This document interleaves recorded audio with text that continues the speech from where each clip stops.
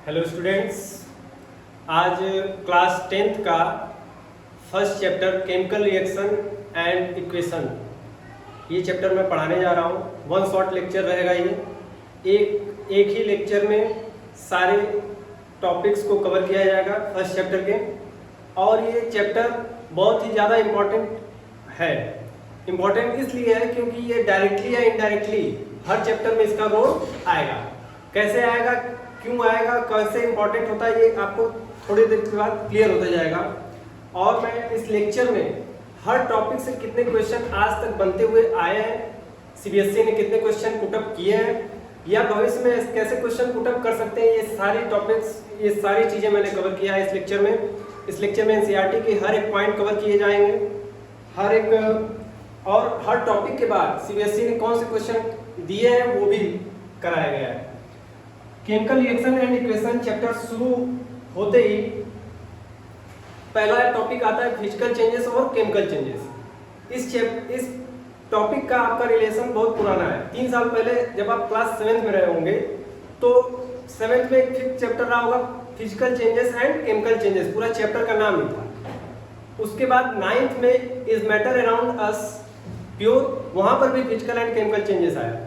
फिर इसके बाद 10th में फिर आपको ये देखने को मिल रहा है physical changes and chemical changes. अगर ये टॉपिक लगातार 3 क्लासेस में आए हैं, इसलिए सीबीएसई इससे क्वेश्चन पुटअप ही नहीं कर रहा है। CBSE board exam point of view से ये टॉपिक उतना इंपॉर्टेंट नहीं है। इस टॉपिक को मैं थोड़ी फास्ट कवर करूंगा, ठीक है। जो टॉपिक जितना टाइम मांगता है उतना ही देंगे। ये रेगुलर क्लास नहीं है, वन शॉट लेक्चर है, तो ऐसा नहीं कि मैं किसी टॉपिक में बहुत ज्यादा अपना टैलेंट दिखाने के लिए खूब डीपली चला जाऊँ। ये रेगुलर क्लास नहीं है, तो वन शॉट में जो आपके लिए बहुत ज़्यादा इंपॉर्टेंट रहेगा उस टॉपिक पे उतना ज़्यादा ही फोकस किया जाएगा। तो इसमें आप लोग मेरी नॉलेज जज करने की कोशिश मत करना। वन शॉट में जितना ज़्यादा जरूरी है, जितना टॉपिक में जितना डुबकी लगाना है वो टीचर को पता होता है, उतना ही कराया जाएगा। तो शुरू करते हैं पहले फिजिकल एंड केमिकल चेंजेस। जो एग्जाम्पल्स इस बोर्ड पे दिखेंगे उसको आप पहले फील करना। इसमें फर्स्ट एग्जाम्पल तो दिया है कि वाटर का आइस में कन्वर्ट होना। वाटर का आइस में कन्वर्ट होना, मैं बोल रहा हूँ कि वाटर, आपने वाटर लिया, फ्रिज में डाल दिया, फ्रिज में डालने के बाद वो आइस में कन्वर्ट हुआ, तो ये मैं बोल रहा हूँ वाटर से आइस में बनना। वाटर से आइस बना तो क्या वाटर का सिर्फ स्टेट चेंज हुआ कि कोई नया सब्सटेंस बन गया? क्या ऐसा हुआ कि हीरा बन गया? आज आप फ्रिज में पानी डाले हीरा बन के निकल रहा है, ऐसा तो कुछ हुआ नहीं। बना क्या बना? वाटर ही रहा, लेकिन उसका स्टेट चेंज हुआ। स्टेट क्या चेंज हुआ? पहले वाटर लिक्विड था, अब क्या हो गया? सॉलिड हो गया। सॉलिड फॉर्म में कन्वर्ट हो जाना, क्या नए सब्सटेंस बन जाने की बात कह रहा है? क्या सॉलिड फॉर्म में चला जाना, वाटर का लिक्विड से सॉलिड चला जाना, क्या कोई न्यू सब्सटेंस बन गया? क्या कोई नया हीरा बन गया और सोना बन गया, वैसा कुछ हुआ क्या?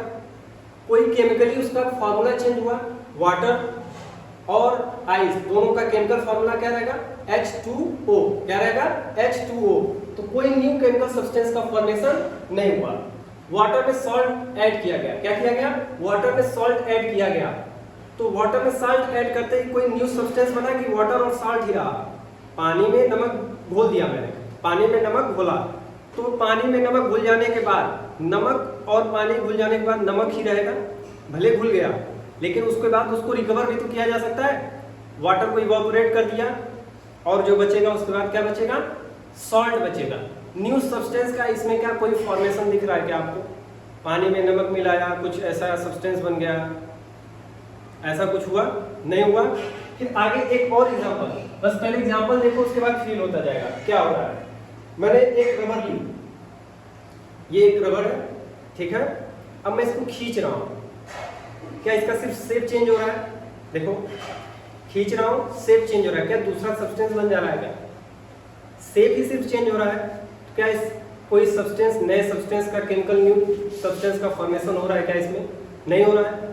तो एक और एग्जांपल देखो, वाटर को हीट किया गया, वाटर को हीट किया गया तो वाटर क्या बनाया? वेपर बनाया। तो इसमें क्या हो रहा है? वाटर से वाटर वेपर का बनना, क्या सिर्फ फिजिकल स्टेट चेंज हो रही है कि कोई न्यू सब्सटेंस बन रहा है? इसमें आप देखोगे कि वाटर से वाटर वेपर बना, वाटर वेपर बनना, वाटर वेपर का जब केमिकल फॉर्मूला देखोगे तो वो भी क्या रहेगा? वाटर ही रहेगा।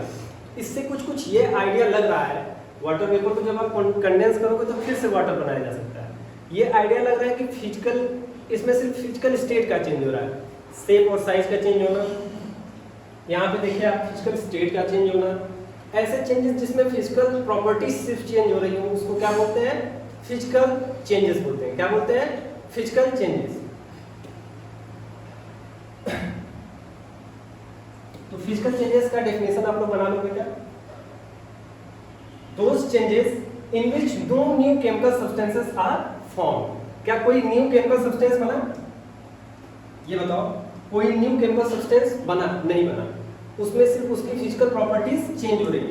यहाँ पे एक मिसकॉन्सेप्शन ये हो जा रहा है, जैसे मैंने बोला कि सर रबर को मैंने स्ट्रेच किया फिर मैंने रिलीज कर दिया, तो ये सारी प्रॉपर्टीज, जैसे मैं देख रहा हूँ वाटर को वाटर वेपर बनाया, फिर उसको कंडेंस करूंगा तो फिर से वाटर बन जाएगा। तो ऐसा धीरे धीरे मिसकॉन्सेप्शन लोगों में ये हो जाता है, all physical changes are reversible. ऐसे बहुत सारी बुक में लिख भी दिया जाता है कि फिजिकल चेंजेस क्या होते हैं? रिवर्सिबल होते हैं। लेकिन जब आप इसको देखोगे तो बहुत सारे ऐसे एग्जांपल हैं जो रिवर्सिबल नहीं, फिजिकल चेंज है लेकिन रिवर्सिबल नहीं है। तो अगर मैं ये स्टेटमेंट बोल दूं all physical changes are reversible, तो ये स्टेटमेंट क्या सही होगा? नहीं सर, गलत हो जाएगा। ऑल लगाते ही गलत हो जाएगा। मैं ये बोल सकता हूं जनरली। सर ऑल को गलत क्यों काटा? जैसे मैं बोलूं एक मैं लकड़ी लिया, उसको कई पीसेस में काट दिया, तो लकड़ी से कई पीस में काट जाना, तो लकड़ी से सिर्फ लकड़ी ही है ना, उसको कई पार्ट में तोड़ देने से क्या कुछ और सब्सटेंस बन रहा है क्या? लकड़ी ही है, उसको कई पार्ट में तोड़ देने से कोई नए सब्सटेंस का फॉर्मेशन नहीं हुआ। अब मैं बोल दूं कि क्या रिवर्सिबल मतलब जिससे फिर वही सब्सटेंस बनाया जा सके। जैसे मैंने बोला वाटर वेपर था, उसको कंडेंस करोगे तो वाटर बन जाएगा। अब मैं जो लकड़ी काट दिया हूँ उससे फिर वही लकड़ी बना पाओगे? वैसा नहीं बना पाओगे। तो कैसे आप कह सकते हो कि all physical changes are reversible? ये पॉइंट गलत हो जाएगा। जनरली बोल सकते हैं कि जनरली ऐसा देखा गया कि सभी फिजिकल चेंजेस रिवर्सिबल होते हैं, लेकिन ये कह देना कि ऑल फिजिकल चेंजेस रिवर्सिबल, ये गलत बात है। ठीक है?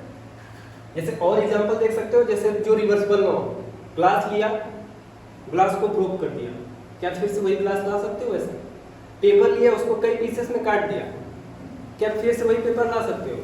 दिमाग में एक पल के लिए आता है सर पेपर तो रिसाइकलेबल है, उसको सर मैं ले जाऊंगा रिसाइकल करके फिर वैसा पेपर ला लूंगा। बेटे जब उसको रिसाइकल करोगे तो रिसाइकलिंग प्रोसेस में कुछ पार्ट पेपर के डैमेज भी तो होंगे, हट भी तो जाएंगे, एग्जैक्ट वही ऐसा ही पेपर नहीं ना आ पाएगा। तो रिवर्सिबल मतलब एग्जैक्ट वैसा ही आ जाए। तो reversible process, all physical changes reversible नहीं होते। फिर इसके बाद आ जाता है केमिकल चेंजेस। आप जब एनसीईआरटी पढ़ोगे तो उसमें पहले 4-5-6 एग्जाम्पल दिए हैं। उसमें दिया है कि रेस्पिरेशन है, फर्मेंटेशन ऑफ ग्रेप्स है, इन सब के एग्जाम्पल दिए हैं। तो उसमें आपको बताना है क्या फिजिकल चेंज है कि केमिकल चेंजेस है। ठीक है? तो केमिकल चेंजेस ऐसे चेंजेस होंगे जिसमें नया केमिकल सब्सटेंस का बनना हो। क्या हो? न्यू केमिकल सब्सटेंस बने। कैसे होगा? कुछ एग्जाम्पल देख लेते हैं, उससे क्लियर हो जाएगा। जैसे मैं बोल रहा हूँ, पहला पॉइंट लिखा होगा एनसीईआरटी में, अगर आप कुछ देर के लिए रख दो, क्या दो? रख दो, उसका जो टेस्ट होगा वो खट्टा हो जाएगा। ऐसा दिया है। वो प्रोसेस क्या होगा? केमिकल चेंज होगा कि फिजिकल चेंज होगा? उसको समझो। मिल्क अगर मैंने लिया तो मिल्क में कौन सी बैक्टीरिया होगी? लैक्टोबैसिलस बैक्टीरिया होगी, जो लैक्टोज शुगर को कन्वर्ट कर देगी किसमें? लैक्टिक एसिड में। और सेकंड चैप्टर में आप पढ़ोगे कि एसिड का टेस्ट क्या होता है?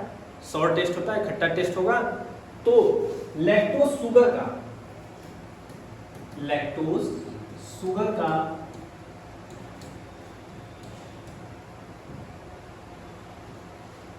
लैक्टिक एसिड बैक्टीरिया के प्रेजेंस में लैक्टिक एसिड बना देना, क्या नया सब्सटेंस बन गया? क्या शुगर था अब कोई एसिड बन गई, न्यू सब्सटेंस का फॉर्मेशन हुआ। क्या ये क्या कौन सा चेंज होगा? केमिकल चेंज होगा। अब इसी के बाद मैं एक प्रोसेस और समझा रहा हूं, मिल्क का कर्ड में बन जाना।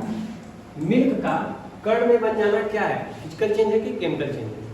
अच्छा ये बताओ, तुम खुद सोचो, मिल्क है, उसमें थोड़ा सा दही डाल दिया जाता है, बाद में पूरी दही में कन्वर्ट हो जाती है, क्या फिर दही से दूध बना लोगे क्या?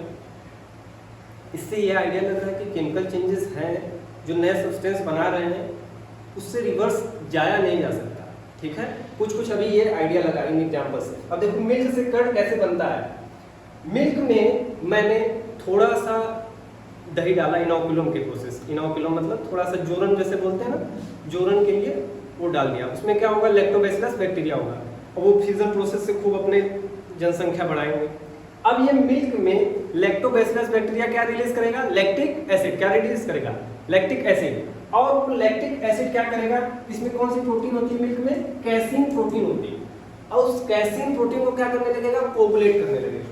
और देखते हो दही धीरे धीरे जम जाती है, दही का जमना समझ में आ रहा है कुछ कुछ। लैक्टिक एसिड लैक्टोबैसिलस बैक्टीरिया ने प्रोड्यूस किया और वो लैक्टिक एसिड क्या किया, कैसीन प्रोटीन को कोगुलेट कर दिया, जमा दिया और बन क्या गया, कर्ड का फॉर्मेशन हो, क्या न्यू सब्सटेंस का फॉर्मेशन हो रहा है।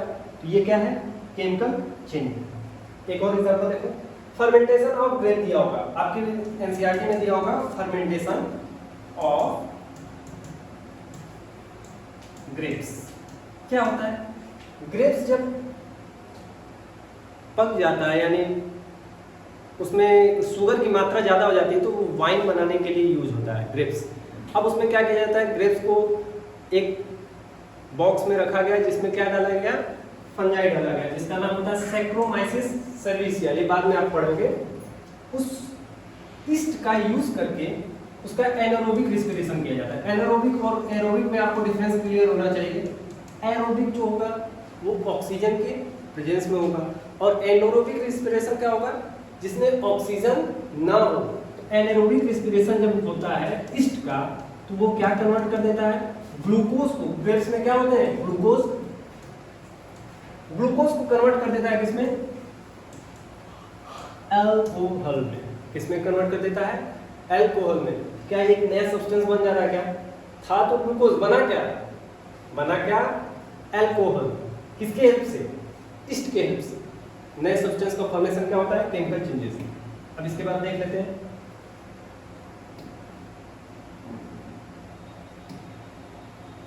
एक रेस्पिरेशन भी दिया है कि रेस्पिरेशन भी क्या होता है, केमिकल चेंज होता है क्या। रेस्पिरेशन में क्या होता है, ग्लूकोज जो होता है टूट जाता है किसमें, CO2, कार्बन डाइऑक्साइड और H2O, साथ में रिलीज होती है हीट। तो ग्लूकोज जो है C6H12O6, इसका CO2, H2O और हीट में टूट जाना नए सब्सटेंस का फॉर्मेशन दिखा रहा है क्या, नया सब्सटेंस बना तो ये क्या होगा, केमिकल चेंज। अब यहीं से मिसकॉन्सेप्शन हो जाता है कि sir all chemical changes are irreversible. Irreversible मतलब मैं बैक न जा सकूं, जैसे पानी से बर्फ बन जाना फिर बर्फ से पानी बन जाना, क्या रिवर्स आ जा रहा हूं। लेकिन ग्लूकोज से CO2 H2O बन जाना सर रिवर्स, फिर रिवर्स डायरेक्शन तो दिखाई नहीं दे रहा। यहीं से बच्चे बोल देते हैं कि all chemical changes are irreversible. बहुत सारी बुक में भी लिखा जा सकता है, लिखा जा सकता है क्या, लिखते हैं। यहाँ पे दिक्कत क्या आती है, जैसे मैं बोला कुछ ऐसे केमिकल चेंजेस जो क्या हो, रिवर्सिबल होते हैं। CaCO3 कैल्शियम कार्बोनेट को मैंने हीट कर दिया तो क्या बना रहा है, कैल्शियम ऑक्साइड बना रहा है और क्या बना रहा है, CO2 बना रहा है। कैल्शियम ऑक्साइड और क्या बना रहा है, CO2 बना रहा है। फिर अगर मैं CO और CO2 को फिर से जोड़ दूं तो क्या बना देगा, CaCO3। इसको क्या बोलते हैं, कैल्शियम कार्बोनेट या मार्बल। क्या इससे मिलाकर दोबारा ये सब्सटेंस कैल्शियम कार्बोनेट बनाया जा सकता है, बनाया जा सकता है। तो कैसे आप बोल सकते हो कि all chemical changes are irreversible, बनाया जा सकता है। जैसे H2O वाटर, हाइड्रोजन और ऑक्सीजन से मिलके क्या बनता है, वाटर बनता है। इलेक्ट्रोलिसिस प्रोसेस आप पढ़ोगे जब फोटो इलेक्ट्रोलिसिस पढ़ाया जाएगा, उसमें क्या होता है, इलेक्ट्रिसिटी पास करने पे वाटर टूट जाता है हाइड्रोजन और ऑक्सीजन में। किसमें टूटता है, हाइड्रोजन और ऑक्सीजन में। क्या वाटर का हाइड्रोजन और ऑक्सीजन में टूटना और हाइड्रोजन और ऑक्सीजन से मिलना, मिलकर वाटर बनाना, क्या इरिवर्सिबिलिटी शो कर रहा है कि रिवर्सिबिलिटी शो कर रहा है, रिवर्सिबिलिटी। ये बात क्लियर हुई। तो अगर मैं बोल दें all chemical changes are reversible, अरे इरिवर्सिबल, क्या वो बात सही होगी, गलत होगी। कैसे लिखेंगे, generally all chemical changes are irreversible. ये बात रही, एक छोटा सा टॉपिक था, इसका कोई सीबीएसई में बहुत कोई क्वेश्चन आता नहीं, लेकिन ये चैप्टर की समझ डेवलप करता है। क्या करता है, चैप्टर की समझ डेवलप करता है, इसलिए इसको थोड़ा सा टाइम दिया हूँ। अब केमिकल चेंजेस के बहुत सारे एग्जाम्पल दिए होंगे आपके बुक में। 3 एक्टिविटी दी है जो बता रही है कि केमिकल चेंजेस कैसे होते हैं, क्या होते हैं। पहली एक्टिविटी 1.1 जो बताती है मैग्नीशियम के बर्निंग के बारे में। मैग्नीशियम को बर्न करने के लिए बताया गया एक्टिविटी 1.1 में। पहले मैग्नीशियम रिबन को लिया गया, फिर उसको बोला गया कि मैग्नीशियम रिबन को लो, उसके ऊपर कुछ एक लेयर ऑक्साइड की लेयर बन जाती है, उसको क्लीन करने के लिए उसको रब किया जाता है। क्या किया जाता है? सैंड पेपर से क्या किया जाता है? रब किया जाता है। क्यों रब किया जाता है? क्योंकि मैग्नीशियम एक बहुत ही रिएक्टिव मेटल है। क्या है? रिएक्टिव मेटल है, एल्कलाइन अर्थ मेटल होता है ये मैग्नीशियम। मेटल की प्रॉपर्टी क्या होती है? इलेक्ट्रॉन लूज करने की। मेटल की प्रॉपर्टी होती है इलेक्ट्रॉन लूज करने की, और मैग्नीशियम के पास हाई टेंडेंसी होती है इलेक्ट्रॉन लूज करने की, इसलिए कैसा मेटल है? रिएक्टिव मेटल है। कैसा मेटल है? रिएक्टिव। अब ये मैग्नीशियम इन्वायरमेंट में प्रेजेंट ऑक्सीजन से क्या कर लेता है? रिएक्शन कर लेता है। क्या करता है? रिएक्शन कर लेता है। और मैग्नीशियम ऑक्साइड के लेयर एक बना लेता है। क्या बना लेता है? मैग्नीशियम ऑक्साइड की एक लेयर बना लेता है। जैसे ये मैग्नीशियम है, इसके ऊपर देखो धुंधला धुंधला लिखा है, ये व्हाइट कलर की मैग्नीशियम ऑक्साइड की लेयर बन गई है। ठीक है, अब ये मैग्नीशियम हमको बर्न करना है। क्या ये मैग्नीशियम ऑक्साइड की लेयर प्रिवेंट करेगी बर्निंग को प्रिवेंट करेगी। ये लेयर ऐसी होती है ना कि ऑक्सीजन से मैग्नीशियम मिलेगा तभी तो बर्न होगा। ऑक्सीजन हेल्प करता है बर्निंग में, और ये लेयर इसको प्रिवेंट करेगी। क्या इस लेयर को हटाना जरूरी बन जाता है, इसलिए सैंड पेपर से इसको रब किया जाता है। पहला क्वेश्चन ये बनता है यहाँ पे, why magnesium is rubbed before burning? Because magnesium is highly reactive metal. बात समझ में आ रही है? And it forms magnesium oxide layer which prevents burning of magnesium. इसलिए क्या किया जाता है? मैग्नीशियम को रब किया जाता है। जैसे आप लोग देखो यहाँ पे एक लड़की दिख रही है, इसको डॉक्टर ने सजेस्ट किया कि आप रात में एक क्रीम लगा के सो जा करो। पहले वो क्या कर रही है? पहले क्रीम लगा रही है क्या? नहीं, जा रही है पहले फेस वॉश लगा के जो डस्ट पोस्ट की लेयर पड़ जा रही है इस पे फेस पे, उसको क्लीन कर रही है। क्यों कर रही है? क्योंकि जो क्रीम लगाए उसका डायरेक्ट उसके स्किन से मिल पाए। ठीक है, इसलिए जो अदर डस्ट की लेयर है उसको क्या कर दे रहा है? वो कर दे रही है, क्लीन कर रही है। इसी तरह मैग्नीशियम को क्लीन किया जाता है किससे? सैंड पेपर से। फिर इसको क्या किया जाता है? बर्न किया जाता है। मैग्नीशियम को बर्न किया जाता है। अब आसानी से जलेगा मैग्नीशियम। अब देखो यहाँ पे मैग्नीशियम क्या कर रहा है? जलाया जा रहा है। और जब यहाँ पे देखा जाता है जलने के बाद हर जली हुई चीज काली राख नहीं प्रोड्यूस करती है। जैसे पेपर को बर्न करते हो काला राख बना, ठीक है, एस बना। तो लेकिन जब मैग्नीशियम को बर्न किया जाता है तो व्हाइट एस प्रोड्यूस होता है। कैसा? क्वेश्चन बनता है what will be form after burning of magnesium. तो आपका जवाब आएगा magnesium oxide which is white in colour will be form after burning of magnesium. Magnesium को बर्न करने के बाद क्या बनता है? मैग्नीशियम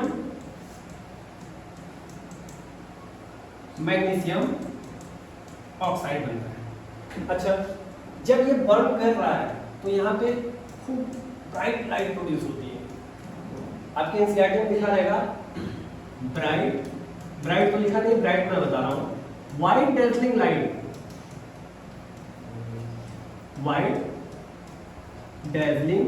लाइट, चकाचौंध के साथ बर्न होता है। कौन? मैग्नीशियम। जैसे वेल्डिंग करते हुए आपने देखा है, तो वेल्डिंग करते हुए देखा होगा तो स्पार्क ऑफ लाइट प्रोड्यूस होता है एट अ टाइम। जैसे आंखें चौंधिया जाती है, जैसे उसको देख नहीं पाती है, वैसे ही लाइट प्रोड्यूस होती है जब मैग्नीशियम बर्न होता है। ये बात क्लियर हो रही है? पूछेगा कि what you will observe when magnesium is burn, तो व्हाइट डेजलिंग लाइट प्रोड्यूस होती है। ठीक है,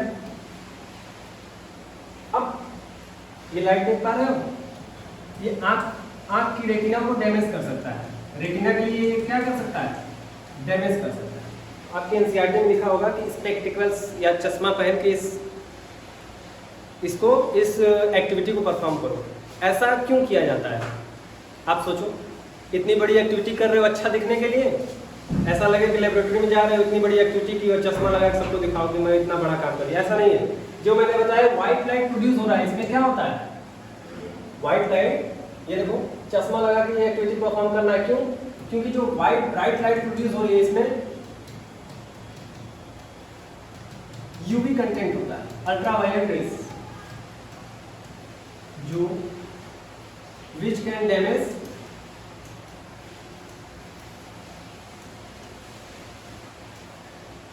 रेटिना ऑफ आवर आइज।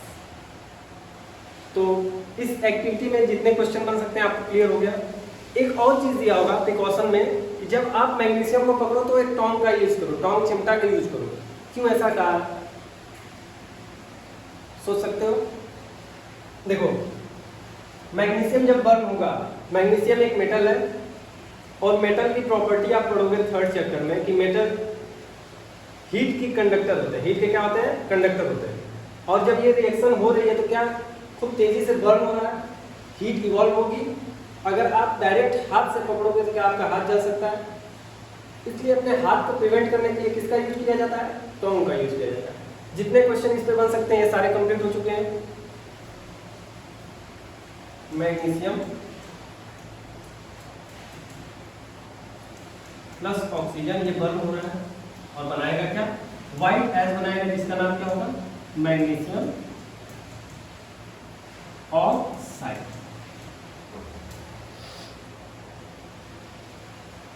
फिर आते हैं एक्टिविटी 1.2 पे।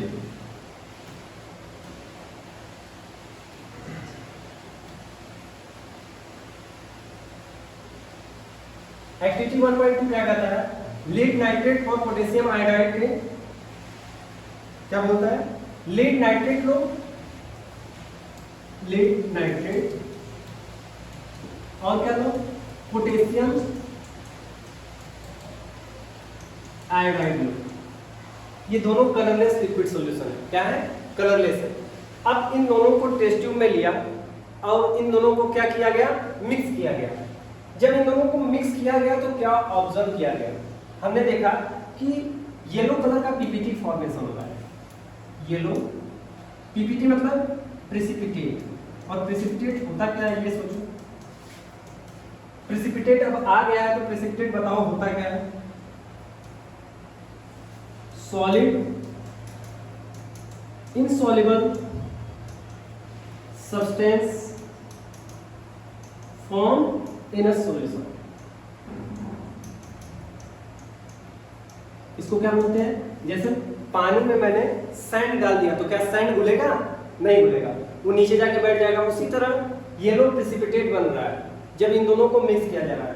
मान लो ये क्या है? लीड नाइट्रेट है और ये क्या है? Potassium iodide. इन दोनों के मिक्स होने से बनता क्या है? लीड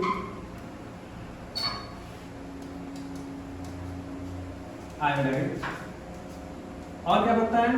पोटेशियम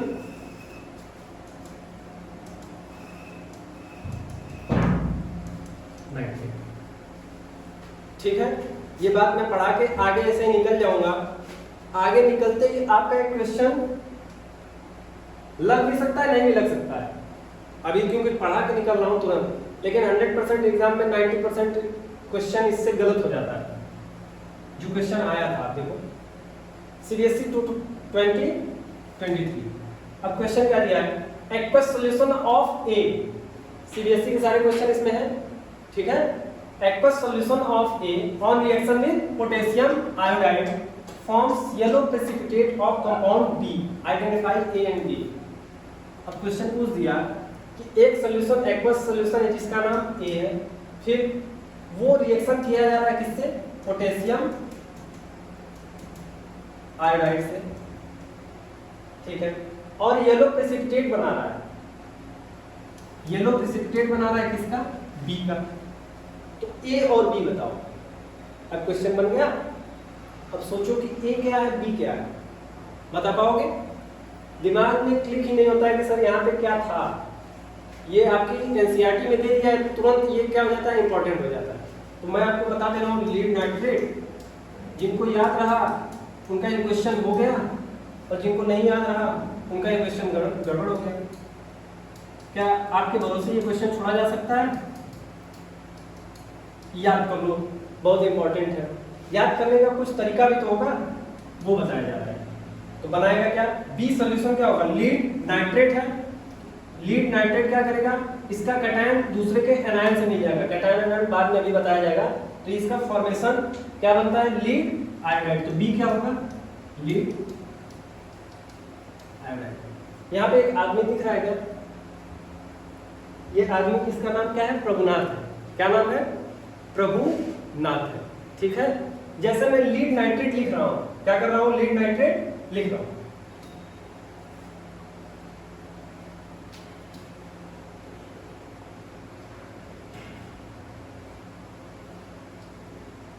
देखो, लीड नाइट्रेट, इसका फार्मूला होता है PbNO3 ट्वाइस, और इसका रिएक्शन हो रहा है पोटेशियम आयोडाइड से। बनाएगा क्या? लीड आयोडाइड, और क्या बनाएगा? Potassium nitrate. ध्यान से देखना कर क्या रहा हूं। लीड नाइट्रेट है, जो फर्स्ट पार्ट किसी आयनिक कंपाउंड में होता है वो क्या होता है? पॉजिटिव होता है। सेकंड पार्ट क्या होता है? नेगेटिव होता है। फर्स्ट पार्ट क्या होता है? Positive, second part negative. इसमें क्या होगा? कौन सा पॉजिटिव होगा? ये वाला पार्ट जो होगा पॉजिटिव होगा, ये क्या होगा? नेगेटिव। और बाद में आप पढ़ोगे डबल डिस्प्लेसमेंट रिएक्शन। अभी बस डबल डिस्प्लेसमेंट रिएक्शन की थोड़ी सी झलक देख लो। मैं कह रहा हूं जो ये पॉजिटिव पार्ट है, ये सेकंड के नेगेटिव पार्ट से जुड़ जाएगा। फर्स्ट के पॉजिटिव पार्ट नेगेटिव पार्ट से नहीं, ये पॉजिटिव होते जुड़ेगा किसके? सेकंड के नेगेटिव। सेकंड का नेगेटिव कौन है? आई है। और सेकंड का जो पॉजिटिव पार्ट है, फर्स्ट पार्ट पॉजिटिव पार्ट बनाता है सेकंड, और जो सेकंड पोर्शन है आयनिक कंपाउंड को वो क्या बनाता है? नेगेटिव पार्ट, यानी एनायन बनाता है। सेकंड का कैटायन फर्स्ट के एनायन से मिल जाता है। एक डबल डिस्प्लेसमेंट की थोड़ी सी झलक है। नहीं आ रहा है तो डबल डिस्प्लेसमेंट जब पढ़ाया जाएगा तो आपको बता दिया जाएगा क्या होगा। और जो ये लीड आयोडाइड बना है, ये कैसा होता है? येलो। अब यहाँ पे क्वेश्चन बच्चों के दिमाग में ये आता है, सर PbI भी तो लिख सकते थे, Pb2I भी लिख सकते थे, PbI2 क्यों लिख दिए? यहाँ पे K2NO3 क्यों नहीं लिख दिए? KNO3 क्यों लिखे? ऐसा क्वेश्चन मन में आता है। तो ये जब अभी थोड़ी देर बाद मॉलिक्यूलर फार्मूला कैसे बनाया जाता है जब पढ़ाऊंगा तो ये क्लियर होगा। अभी बताया, इसके 2-3 स्लाइड बाद ये टॉपिक क्लियर किया जाएगा कि कैसे मॉलिक्यूलर PbI2 ही क्यों लिखा गया, Pb2I क्यों नहीं लिख दिया गया। ठीक है, तो इतने टाइम आप बस याद रखो, ये जो क्या है? येलो प्रिसिपिटेट है। PPT लिख दिया है, येलो प्रिसिपिटेट बना। ये बात क्लियर हो रही है? अब याद करने का तरीका क्या है? PbNO3, क्या ऐसा इसको देखने में PbNO3 क्या ऐसा फील आ रहा है? प्रभुनाथ, प्रभुनाथ, NO3 प्रभुनाथ। और देखो एक्वेटिक, जैसे एक्वेटिक में जो कोरल कोस्टल एरिया होते हैं वहां के लोग एल्गी को खाते हैं, न्यूट्रिशनल वैल्यू उसकी ज्यादा होती है, तो एल्गी को क्या हिंदी में कहते हैं? काई बोलते हैं। ठीक है, प्रभुनाथ ने काई पी ली, इसकी ये ट्रिक है। यानी PbNO3 का पोटेशियम आयोडाइड से रिएक्शन होगा तो पीली यानी पीला प्रेसिपिटेट बन रहा है। पीला प्रेसिपिटेट यानी येलो प्रेसिपिटेट का फॉर्मेशन हो रहा है। प्रभुनाथ से देखते ही क्या याद लिखोगे? फार्मूला लिखोगे PbNO3, और काई यानी KI लिखोगे, और इसके बाद जब रिएक्शन होगा तो पीला PPT बनाएगा। पीला PPT बनाएगा और PB डबल डिस्प्लेसमेंट रिएक्शन कराने के बाद इसका कैटायन इसके एनायन से मिल जाएगा, तो यहाँ तो पीला PPT PbI2, और पीला PPT बनेगा सर किसका? क्वेश्चन ये आता है कि NO3 पीला होगा कि PbI2 पीला होगा। यहाँ पे कंफ्यूजन ये होता है कि सर पीला PPT किसका होगा? प्रेसिपिटेट PbI2 का होगा या पोटेशियम नाइट्रेट का होगा। तो बच्चों PbI2 यानी लीड आयोडाइड आ रहा है, तो इसको इस तरह याद रख सकते हो, पीला, P से पीला, P से PbI2। ये टॉपिक क्लियर हो गया। इसमें जितने क्वेश्चन बन सकते हैं आप क्लियर हो जाएंगे। ठीक है, अब एक्टिविटी 1.3 आता है। इससे CBSE 2018 में एक क्वेश्चन आया था। क्या करना है एक्टिविटी 1.3 में? एक कॉनिकल फ्लास्क लेना है, ठीक है, उसमें जिंक के छोटे छोटे टुकड़े लेने हैं, जिंक के ग्रेन्यूल्स। क्वेश्चन में दिया है आपके जिंक के ग्रेन्यूल्स देने हैं, ठीक। अब उसके बाद क्या करना है, उसमें डाइल्यूट एसिड डालो, या तो HCl डालो या क्या डालो, H2SO4 डालो, सल्फ्यूरिक एसिड डालो या HCl डालो। अब क्या देखा गया, जब ये रिएक्शन कराई गई तो देखा क्या गया, यहाँ पे आपको छोटे छोटे बुलबुले बनते हुए दिखेंगे, ठीक है। तो यहाँ पे क्या लगा दिया गया, कॉर्क लगा दिया है। कॉर्क का काम क्या है, कोई भी गैस बन रही होगी तभी बुलबुला आ रहा है, गैस बन रही है, बुलबुला बनना मतलब क्या, कोई गैस जरूर इवॉल्व हो रही होगी, और कॉर्क क्या करेगा, इसको प्रिवेंट करेगा, वो गैस उड़ के बाहर न चली जाए। बात समझ में आ रहा है। और यहाँ पे एक हाइड्रोजन गैस पास करने के लिए ट्यूब लगा दिया गया है, ठीक है। और अरे मैं बोल दिया हाइड्रोजन गैस, मुझको कैसे पता चला, कैसे ये हाइड्रोजन गैस ही है, कैसे पता चलेगा। जो गैस इवॉल्व हो रही है यहाँ पे मैचस्टिक लगाएंगे, अगर वो गैस ऑक्सीजन होती तो जलने वाली जो मैचस्टिक है वो और तेजी से जलती, क्योंकि ऑक्सीजन सपोर्ट करता है बर्निंग को, ठीक है। अगर वो CO2 होती तो मैचस्टिक क्या होती, बंद हो जाती, जलती नहीं, क्योंकि CO2 क्या होता है, प्रिवेंट करता है, बर्निंग प्रोसेस को प्रिवेंट करता है। और जब यहाँ पे मैचस्टिक लगाया गया तो देखा गया क्या होगा, ये देखो पॉप साउंड प्रोड्यूस हो रहा है। कैसा साउंड, पॉप साउंड प्रोड्यूस हो रहा है। इससे ये क्लियर हुआ कि जो गैस बन रही है वो कौन सी गैस है, हाइड्रोजन गैस। कौन सी गैस है, हाइड्रोजन गैस।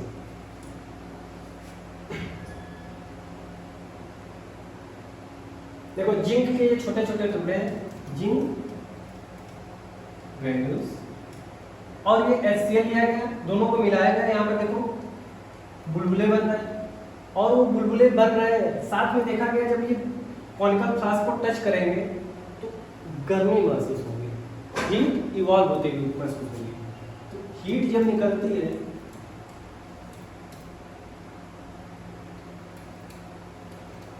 वो कौन सी रिएक्शन होती है, एक्सोथर्मिक।